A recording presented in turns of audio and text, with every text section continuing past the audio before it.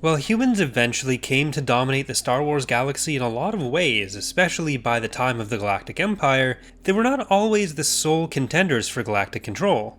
Today we're going to talk about another species which took to the stars alongside humans and could just as easily have ended up the dominant species in the galaxy if not for the fact that merch sales would probably not have been quite as high if Star Wars didn't have a ton of humans in it. Oh, and also some in-universe reasons. That's right, it's time to talk Duros. The Duros began their history in the galaxy much like the humans did. Initially, they were seen as primitives by the species dominating the galaxy around 100,000 years before the Battle of Yavin, the Columni, who surveyed both Duro and Coruscant, though it wasn't called Coruscant at the time. The Duros were subjects of the earliest galactic empires, including the Rakatans, who used the Duros as slaves, and along with other species were used to construct the Star Forge around 30,000 years before the Battle of Yavin. When a plague mysteriously began wiping out the Rakatan Empire, leaving them as a shadow of their former galaxy-wide civilization in the unknown regions, the Duros rose up to fight off their enslavers, and began their own independent journeys into the galaxy at large. The Duros were among the first and arguably most successful at reverse engineering hyperspace tech belonging to the Rakatans, improving it and repurposing it for their own use. Both humans and Duros independently seem to have invented a device known as a hyperspace cannon, which was used for early forms of hyperspace travel, and which linked different human and Duros worlds in the core along with some other areas. Duro became one of the few non-human worlds to join the human-dominated Republic as a core founder, joining worlds like Humberine and Alderaan. In addition to referring to the initial group of planets that formed the Republic, the term core founders was used to refer to the group of individuals who formed the Republic, and this group was said to be all human.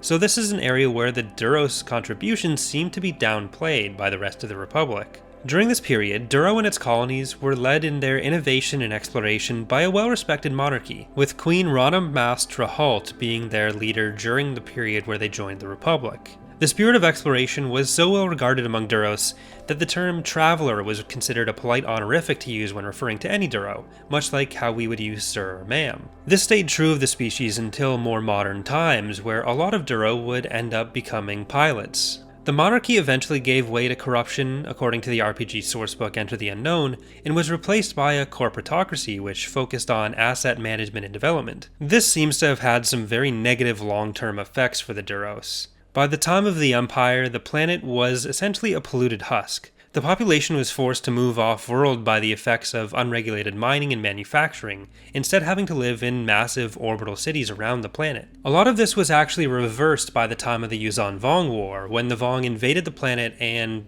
through a process called Vong forming, restored a lot of the natural ecosystems. While humans did manage to expand faster than the Duros ultimately did, Duros were one of the few species that maintained a dominant presence in the core for millennia, at least in some form, especially if you count species which were close relatives of the Duros from their early expansion around 25,000 years before the Battle of Yavin. The Neomoidians were one such species which developed from Duros colonies, which also played a prominent role in core politics and society until at least the Clone Wars. Neomoidia was colonized very soon after the development of Duros hyperspace tech by a Duro named Chla Chakan. The Neomoidian colony did break from Duros culture and control quite quickly though, developing into their own separate Neomoidian culture, although Chla did attempt to bring them back into line and wrote a book, the Encyclical of Historical Greatness, which tracked what he considered to be the Neomoidian regression from Duros culture. As the millennia went on and the Imperial period drew nearer, the Duros slowly fell out of power in the galaxy. They still played a large, if diminished, role in galactic politics and were sometimes involved in political power plays between humans and non-human actors.